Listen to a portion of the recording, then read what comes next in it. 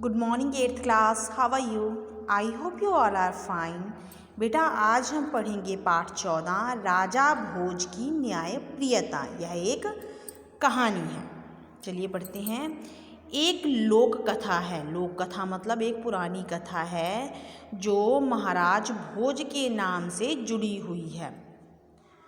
विक्रमादित्य और राजा भोज ये दो नाम मालव भूमि के साथ जुड़े हुए हैं। मालव बेटा एक जगह का नाम है। राजा भोज विद्वान थे, मतलब बहुत ज्ञानी थे। वे एक न्यायप्रिय मतलब इंसाफ को प्यार करने वाले राजा थे। वे प्रजा सुखी रहे इस हेतु अनेक उपाय किया करते थे, मतलब अपनी प्रजा को सुखी रखने के लिए बहुत प्रयास करते थे, बहुत उपाय करते थे। उनकी एक आदत थी, आदत मतलब स्वभाव था।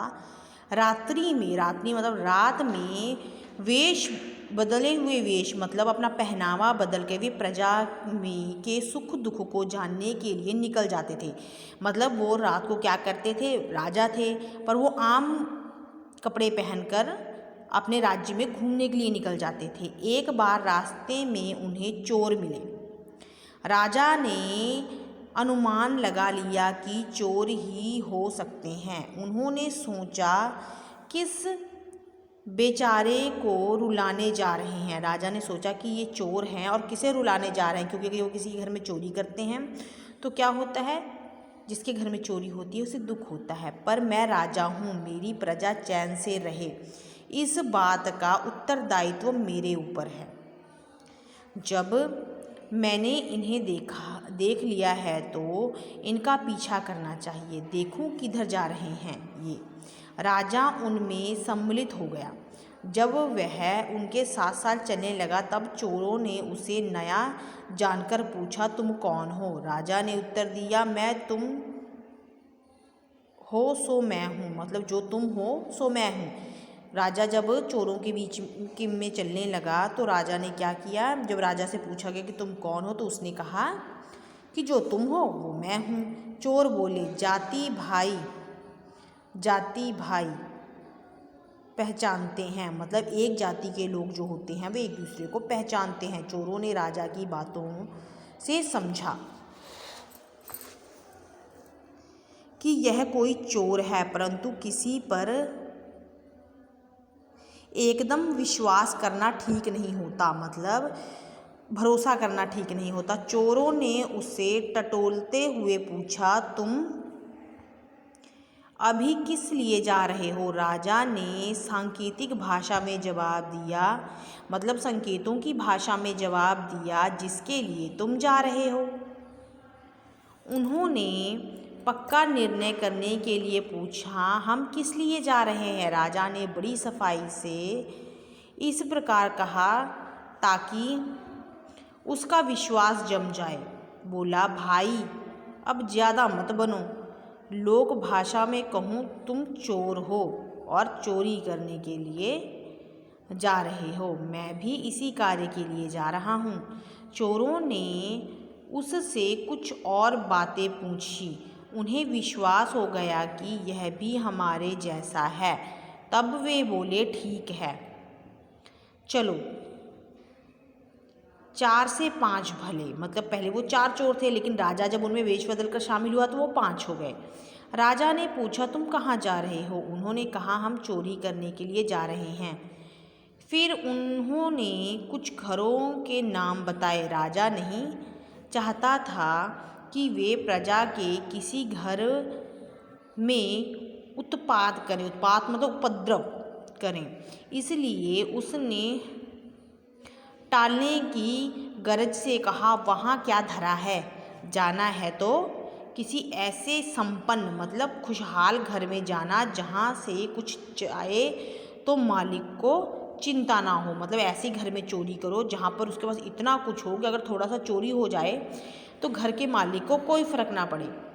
विचार करके चोर बोले, ऐसा घर तो राजा भोज का खजाना है, हमारा मन भी वही हाथ साफ करने का है, कि मतलब राजा भोज के यहाँ चोरी करने का है। ठीक है, राजा बोले। हाँ भाई, तुम कहते हो तो ठीक है, पर वह कोई नानी दादी का घर तो है नहीं जो चले और पहुंच गए। वहाँ चारों ओर पहरे लगे होंगे। चोरों ने कहा, तो क्या हुआ, हम भी ऐसे वैसे कलाकार नहीं हैं, हम भी बड़े नामी हैं, अपनी कला में पूर्ण सक्षम और दक्ष हैं। मतलब जो हम चोरी करने की जो हमारी कला है उसमें हम निपुण हैं। भोज ने कहा, मैं भी सुनूं भाई, तुम लोग क्या क्या जानते हो। उनके नाम क्रमश दीप्या, सौम्या, मंगल्या तथा बुद्ध थे। वे अपनी कला और अपने गुण बताने लगे। दीप्या कहता है, घर मालिक जागत सोवत मुझ भान पड़े, अर्थात मैं ऐसा विद्या जानता हूँ जिसके बल पर मैं आसानी से जान लेता हूँ कि घर का मालिक जाग रहा है अथवा सो रहा है। ठीक है, बढ़िया है तुम्हारी कला, इससे सावधानी रह सकती है। राजा भोज ने कहा। सौम्य ने कहा,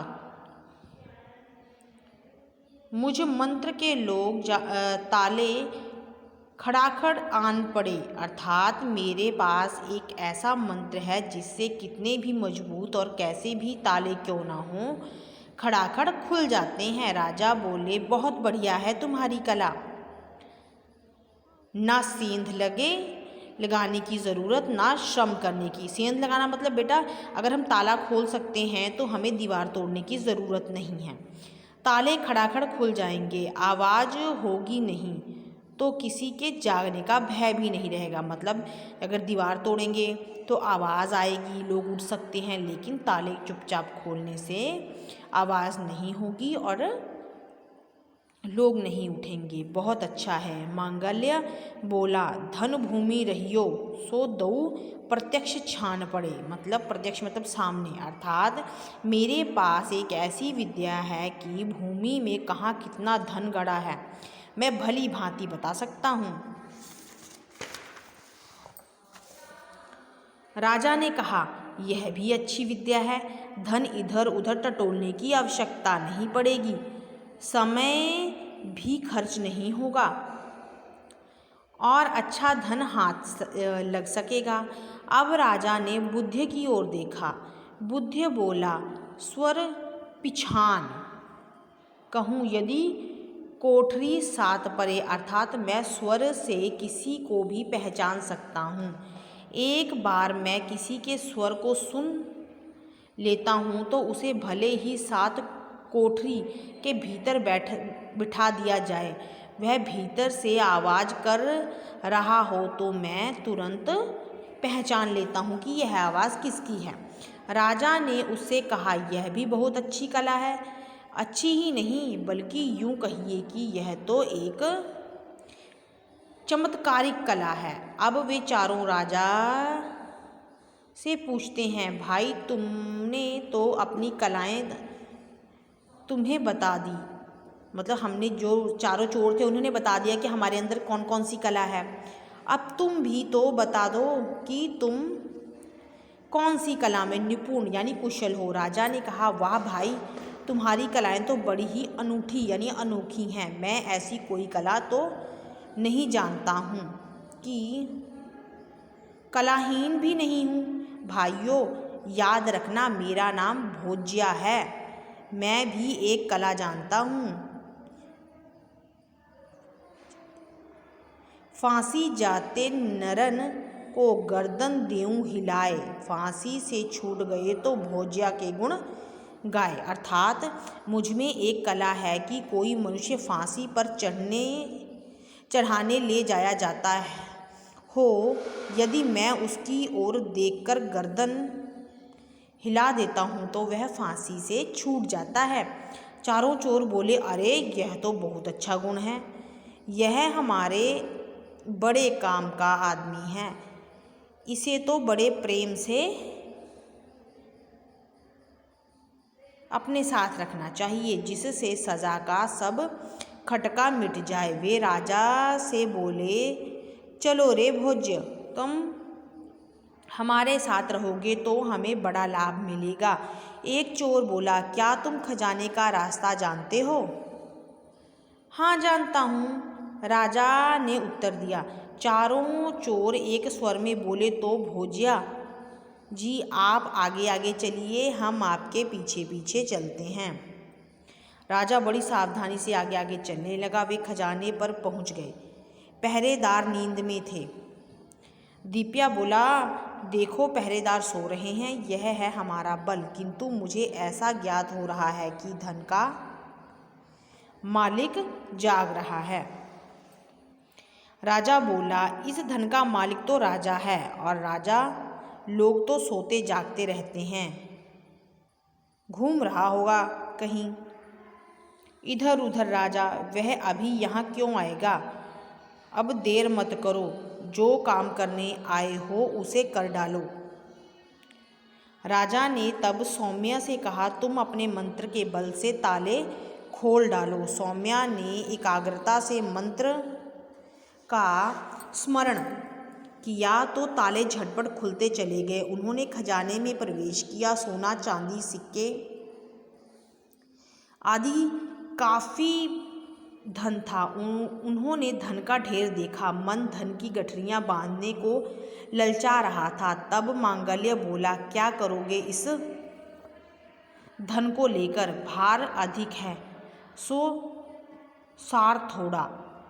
उसने एक स्थान की ओर संकेत करते हुए कहा, यहाँ भूमि में रत्न गड़े हैं, यही खोदो।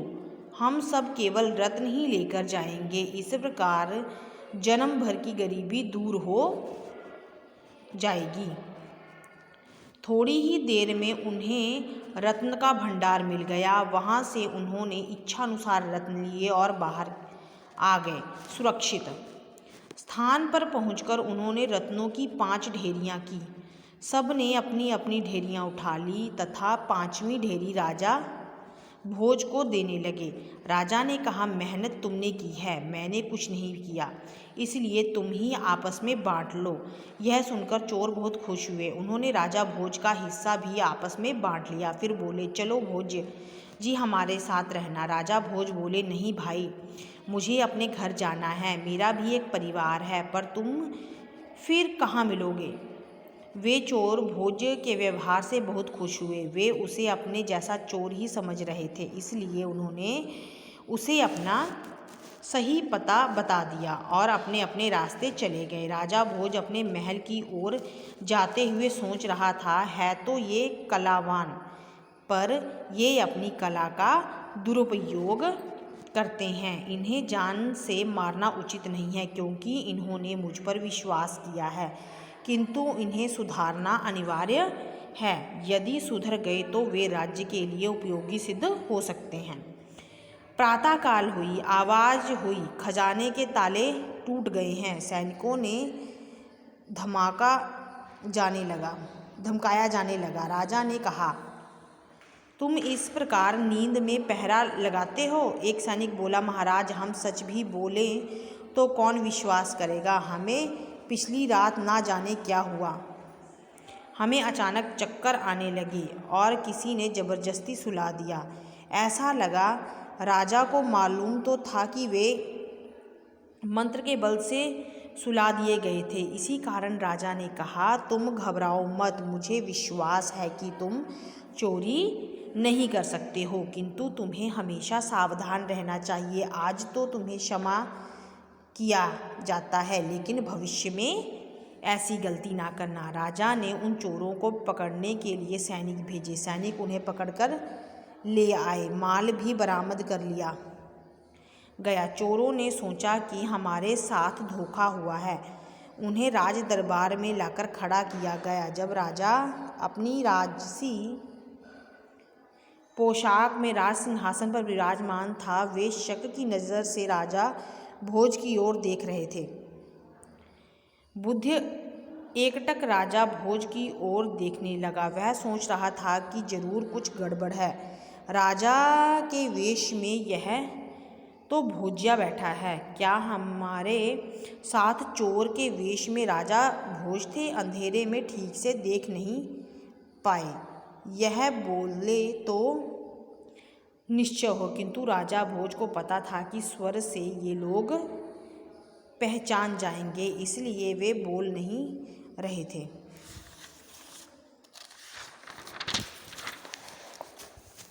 राजा ने मंत्र के कान में कुछ कहा। मंत्री जो था राज्य का मंत्री, उसके कान में राजा ने कुछ कहा। मंत्री ने मामले को पेश किया। महाराज, ये चारों चोर हैं। इन चोरों ने शाही खजाने में चोरी की है। ये माल सहित पकड़े गए हैं। इन्हें क्या सज़ा दी जाए? राजा ने स्वर बदलकर कहा, जो भी उचित समझो। मंत्री ने कुछ देर विचार किया और फिर बोले, इनका अपराध बहुत गंभीर है, इसलिए इन्हें फांसी की सज़ा दी जाती है। यह सुनकर बुद्ध बोला, हम 4 नहीं 5 चोर थे। मंत्री ने पूछा, 5वां चोर कहाँ है? बुद्ध उनकी बात सुनकर चिंता में पड़ गया, परंतु बोला कुछ नहीं। कुछ देर तक खामोश रहने के बाद मंत्री ने संकेत किया। सैनिक चोरों को दरबार से ले जाने लगे। बुद्ध ने सोचा, मौत तो सिर पर नाच रही है, अब तो कुछ कहना है, स्पष्ट कह देना चाहिए। अब चुप रहा तो कभी नहीं कह पाऊंगा। उसने राजा भोज की तरफ देखा। बुद्ध सुन कहने लगा, भोज्य अवसर जाए, फांसी से बच जाएंगे, गर्दन दियो हिलाए। अर्थात ये भोज्य जी, अवसर बीता जा रहा है, अपनी गर्दन हिला दो तो हम फांसी से बच जाएंगे। राजा ने गर्दन हिलाकर संकेत किया। सैनिक रुक गए और राजा ने फांसी की सज़ा रद्द कर दी। फिर बोले, तुमसे अच्छी कला है, तुम अच्छे गुणी हो, फिर तुम यह चोरी का धंधा क्यों करते हो?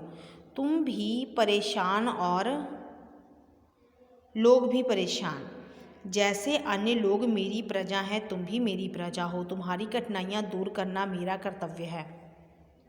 तुम यह चोरी छोड़ दो, योग्य कर्म में लगो। भोज ने आगे कहा, हमने सोचा था कि आप हमारे काम के आदमी हैं, आपको हम पास रखेंगे, पर हम कैसे कहें कि आप हमारे पास रहो? मंगल्य बोला, यदि आप चाहें तो आप हमें अपने पास रख सकते हैं। हम प्रतिज्ञा करते हैं कि आज से चोरी नहीं करेंगे। राजा भोज बहुत खुश हुए। उसने उन्हें योग्य पदों पर नियुक्त किया। तो बेटा, ये था आपका पाठ 14, राजा भोज की न्यायप्रियता। Thank you and have a nice day.